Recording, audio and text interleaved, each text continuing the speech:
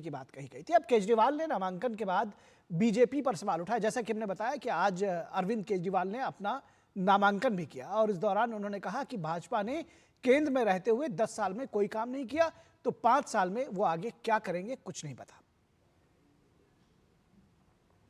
उनके पास ना सीएम है, ना विजन है, ना नैरेटिव है। दिल्ली वालों के लिए क्या काम किए उन्होंने 10 साल में, उनके पास कोई जवाब नहीं है इसका। अगले 5 साल वो क्या काम करेंगे इस बात का भी कोई जवाब नहीं है उनके पास।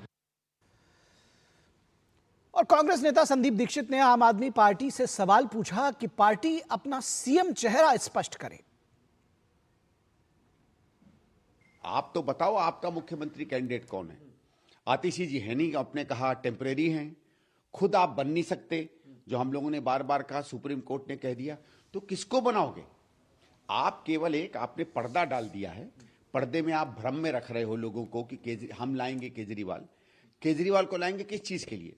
जैसे मैंने कहा और कोई बन नहीं सकता, आप बन नहीं सकते, नाम आप देना नहीं चाहते, तो इस मुगालते में वो सबको रखना चाहते हैं।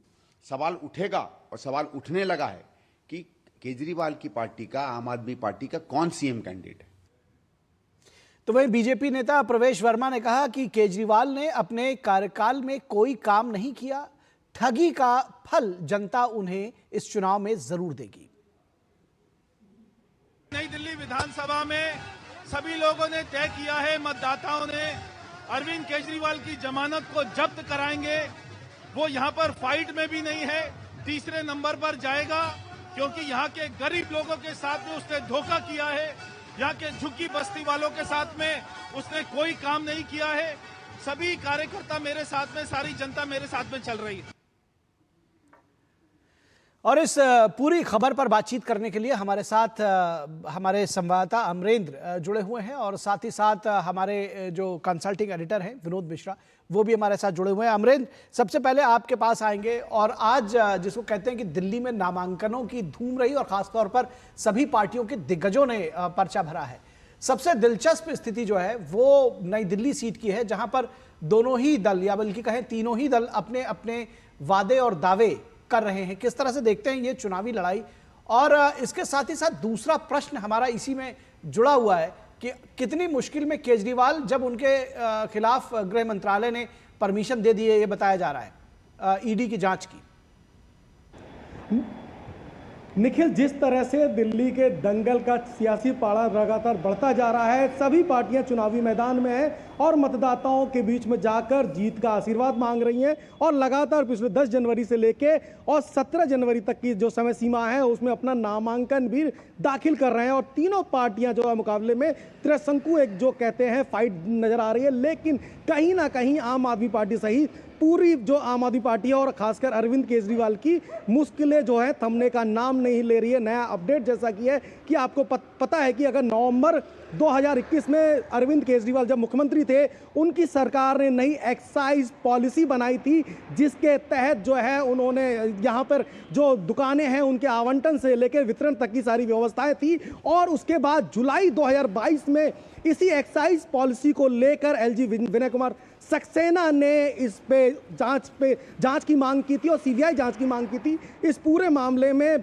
उन्होंने ये बताया था कि कुछ ना कुछ गड़बड़ियां हैं और सीबीआई जांच की मांग करने के बाद, अगर आपको याद होगा, अगस्त 2022 में इस मामले में सीबीआई और ईडी ने 2 अलग अलग केसेस दर्ज किए और उसके बाद जब ये पूरा मामला मीडिया में आया तो आपको याद होगा सितंबर 2023 में अरविंद केजरीवाल सरकार ने उसी एक्साइज पॉलिसी को बंद कर दिया जो उन्होंने अगस्त 2021 नवंबर 2021 को जो एक्साइज पॉलिसी दिल्ली में लागू की थी। और इसमें एक महत्वपूर्ण तारीख आपको मैं बता दूं, अक्टूबर 2023 से लेके और मार्च 2024, यानी अक्टूबर 2023 से लेके और मार्च 2024 तक अरविंद केजरीवाल को इस मामले में 9 सम्मन जाते हैं। उनसे पूछा जाता है कि आप जांच में शामिल होइए और उसके बाद अरविंद केजरीवाल लगातार बसते नजर आते हैं और उसके बाद जाके अरविंद केजरीवाल 2 जून 2024 को जाके इस मामले में कोर्ट में सरेंडर करते हैं और लगभग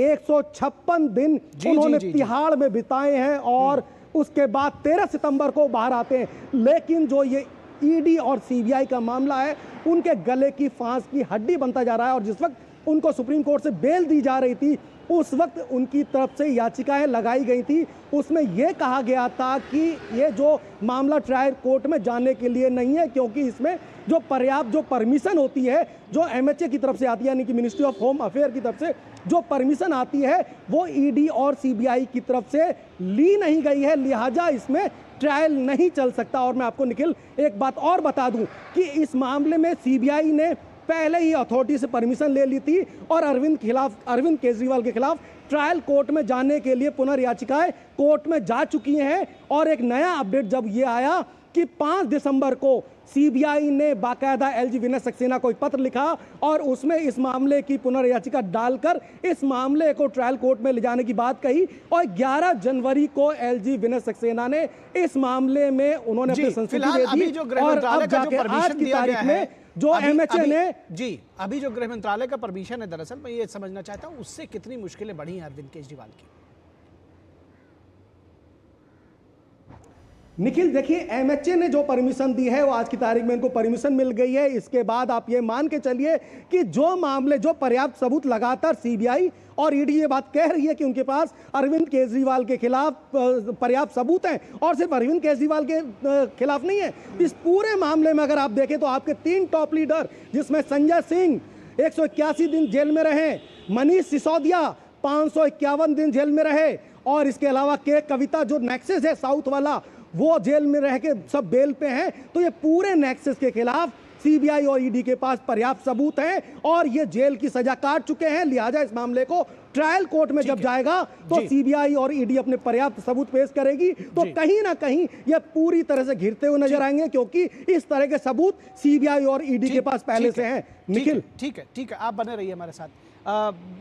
विनोद जी, जिस तरह से ये पूरा मामला आप देख रहे हैं कि ये कानूनी मामला भी एक बार उनका जो ईडी, सीबीआई, भ्रष्टाचार, शराब, ये जो एक्साइज, ये उनका पीछा छोड़ते नजर नहीं आ रही है। और आम आदमी पार्टी में सिर्फ अरविंद केजरीवाल नहीं, उनके शीर्ष नेतृत्व इससे घिरे हुए हैं। अब अगर चुनावों की बात कह दें, मुद्दे क्या हैं, किस तरह से आप देख रहे हैं? क्योंकि भ्रष्टाचार पर तो शीश महल से लेकर एक्साइज तक सब पर हमला हो रहा है अरविंद केजरीवाल पर। निखिल, मुद्दा भी यही है जो अभी अमरिंदर आपको टाइमलाइन बता रहे थे, पूरा क्रोनोलॉजी ही एक तरह से उन्होंने समझाया है जी। उसके पीछे की कहानी सिर्फ इतनी ही सी है कि चूंकि ये अरविंद केजरीवाल ने दिल्ली हाई कोर्ट में इस बात के लिए एप्लीकेशन डाला था कि ईडी को चार्जशीट फाइल करने का अधिकार ही नहीं है जी, क्योंकि उसने कोई अथॉरिटी से इसकी मंजूरी नहीं ली है, परमिशन नहीं ली है जी। इसी बात को लेके दिल्ली हाई कोर्ट में जब ईडी ने इस बात को रखी, तो वही बात सुप्रीम कोर्ट में भी इन्होंने रखा था केजरीवाल ने कि उन पे कोई केस नहीं बनता, इसको खारिज किया जाए। तो सुप्रीम कोर्ट ने ईडी के तब उस बात को दोहराया था कि ईडी को परमिशन लेनी चाहिए इसके चार्जशीट के बाद इसके केस चलाने के लिए। वही परमिशन एक तरह से आप कह सकते हैं कि इसको होम मिनिस्ट्री से ये परमिशन ईडी को मिल गई है। तो वो अब ये जो चार्जशीट के बाद जो केस चलाने की जो उनको एक अनुमति है, तो उसके बाद वो आगे केस चलाते रहेंगे। लेकिन सवाल है, मुद्दा भी यही है, जिस मुद्दा को अभी आप संदीप दीक्षित की सुन रहे थे। संदीप दीक्षित ने कहा कि केजरीवाल जो चौथे टर्म के लिए चीफ मिनिस्टर की बात कह रहे हैं कि हमें चीफ मिनिस्टर बनवाओ और हमें चीफ मिनिस्टर के लिए मौका दो, तो ये क्या वो चीफ मिनिस्टर बन सकते हैं? क्या दिल्ली सुप्रीम कोर्ट से जो उन्हें जो जमानत मिला है, एक शर्तों के साथ बेल मिला, और उस बेल में उनके शर्त यह है कि वो सेक्रेटेरिएट नहीं जाएंगे, वो किसी फाइल पे साइन नहीं कर पाएंगे। तो अब सवाल ये है कि केजरीवाल अगर मुख्यमंत्री बन गए, बनने से तो सुप्रीम कोर्ट ने उन्हें नहीं रोका है, अगर वो मुख्यमंत्री बन जाते हैं, एमएलए बन जाते हैं, तो मुख्यमंत्री बन के क्या वो दिल्ली विधानसभा के बाद किसी सेक्रेटेरिएट में जाके फाइल साइन कर सकते हैं? ऐसा नहीं कर सकते हैं जी। तो यही सवाल प्रवेश वर्मा भी कह रहे हैं कि केजरीवाल सीधे सीधे लोगों को धोखा दे रहे हैं। जो आज की स्थिति है, उस स्थिति में सीधे सीधी बात यही है कि केजरीवाल डबल इंजन की सरकार चाहते हैं कि वो मुख्यमंत्री का चेहरा किसी और को रखेंगे और पीछे से काम वो खुद करेंगे। तो वो एक बड़ा मुद्दा अब दिल्ली के लोगों को समझना है कि केजरीवाल जो चौथे टर्म के लिए मुख्यमंत्री के बनाने की बात कह रहे हैं, वो चौथे टर्म के लिए लीगली वो कितना सॉलिड पॉइंट है उनका कि मुख्यमंत्री बन सकते हैं या नहीं बन सकते हैं। पूरा खेल नैरेटिव का है केजरीवाल के नैरेटिव में बीजेपी और कांग्रेस का जो नैरेटिव है वो कितना लोगों के बीच में पहुंच पा रहा है या लोगों के बीच में कितना असर दिखा रहा है, ये अभी देखना बाकी है। निखिल जी, निश्चित तौर पर चुनाव की वोटिंग 5 तारीख को होनी है और तब तक कितना इस बात को दोनों दल बीजेपी और कांग्रेस जनता के बीच ले पाती हैं, किस तरह से इस पर आम आदमी पार्टी रिवर्ट बैक करती, बहुत सारी चीजें इसमें अभी देखनी है। बहुत शुक्रिया अमरेंद्र आपका भी और विनोद जी आपका भी। आप थोड़ी देर में हमारे साथ फिर से जुड़ेंगे।